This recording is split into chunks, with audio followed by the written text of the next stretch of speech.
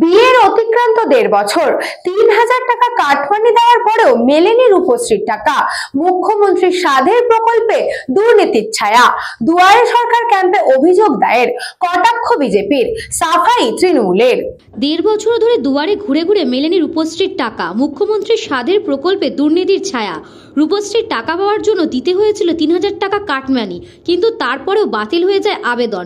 মুখ্যমন্ত্রীর কঠোর নির্দেশের পরেও বারবার সামনে আসছে সরকারি প্রকল্পে দুর্নীতি। দুয়ারে সরকার প্রকল্পে অভিযোগ দায়ের। আমরা আজকে বলকে এসেছিলাম, আমার বোনের বিয়ে ছিল, দুয়ারে সরকারে এসেছি একটা অভিযোগ জানার জন্য। অভিযোগটা বললেন, তারপরে এখন ওই টাকা পাওয়া যাচ্ছে না, এখন ওইটাই আমরা বলতে এসেছি। টাকাটা কিসের? টাকাটা হচ্ছে রূপশ্রীতে। বোনে, আমার বোনের আজকে থেকে নিয়ে 1.5 বছর আগে বিয়ে দিয়েছিলাম, এখন পর্যন্ত টাকা পাওয়া যায়নি। ফর্ম সবই জমা দেওয়া গেছে। ফর্ম জমা দিতে এসে 2 দিন পরে জমা দিয়েছি। বিয়ের 2 দিন পরে দিয়েছিলেন? 2 দিন পরে, জি হ্যাঁ। পাইনি, এখন টাকাটা নিয়ে ঘুরছি, সমাজ থেকে ঘুরছি, পাই না। পাননি না? কি বলছে, পাওয়া যাবে না? ক্যান্সেল হয়ে গেছে, আর পাইবে না টাকা। অভিযোগের সামনে আসতে শুরু হয়েছে রাজনৈতিক তরজা। তৃণমূল আসলে কাটমানি ছাড়া কিছুই জানে না, কটাক্ষ বিজেপির। সারা পশ্চিম বাংলায় তৃণমূল সরকার মানে হচ্ছে কাটমানির সরকার। এই সরকারের আমলে মানে কোনো কিছু কাজ করাতে গেলে কাটমানি ছাড়া কোনো কাজ হয় না।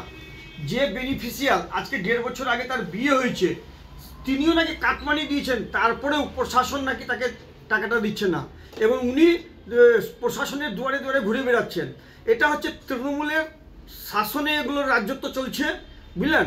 এটা যদি ভারতীয় জনতা পার্টির দল রাজ্য থাকতো, তাহলে 24 ঘন্টায় বেনিফিশিয়ারকে টাকাটা পেত। প্রশাসন খতিয়ে দেখে উপযুক্ত পদক্ষেপ নেবে, সাফাই তৃণমূলের। রূপশ্রী হচ্ছে মুখ্যমন্ত্রীর স্বপ্নের। এবার 1.5 বছর আগে যেটা বলছেন কি না, টাকা ঢোকেনি বা ক্যান্সেল করে দিয়েছে, সেটা প্রশাসন দেখবে সেটা ক্যান্সেল কেন হয়েছে। তার আগে হয়তো কোনো ফল্ট আছে বা কিছু আছে, সেটা তো প্রশাসন দেখবে আর কি। তো এটা হচ্ছে মুখ্যমন্ত্রীর প্রকল্প। সব বাড়িতেই টাকা পেয়েছে, যারা একদম যোগ্য, কেউ বাদ যায়নি, এটা বাস্তব সত্য। কাটমানির একটা অভিযোগ উঠেছে, লিখিত অভিযোগ দায়ের হয়েছে। দেখুন, মুখ্যমন্ত্রী মাল্লায় এসেও বলে গেছেন যে তার প্রকল্পে যদি কেউ কাটমানি নেয়, তাহলে প্রশাসন তার ব্যবস্থা নেবে। আমরাও বলবো কি সেই ব্যবস্থাটা নেওয়া হোক। মালদা জেলার হরিশ্চন্দ্রপুর 1 নম্বর ব্লকের রাঙ্গাইপুরের বাসিন্দা রুকসানা খাতুন। 2023 সালের অক্টোবর মাসে বিয়ে হয় রুকসানার।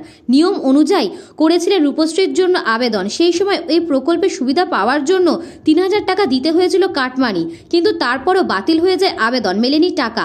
একাধিকবার প্রশাসনিক দফতরে গেছেন রুকসানার মা নুরেসা বিবি। বারবার দেওয়া হয়েছে প্রতিশ্রুতি, কিন্তু কাজ হয়নি। এদিন শুরু হয়েছে দুয়ারে সরকারের ক্যাম্প। সেখানে অভিযোগ জানিয়েছিলেন রুকসানার মা। জানা যাচ্ছে এলাকা জুড়ে এই প্রকল্প সক্রিয় রয়েছে দালাল চক্র।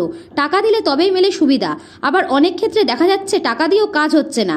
কাদের মদত রয়েছে, কেন পদক্ষেপ নিচ্ছে না প্রশাসন, উঠছে প্রশ্ন। ব্যুরো রিপোর্ট, নিউজ বঙ্গ টাইমস।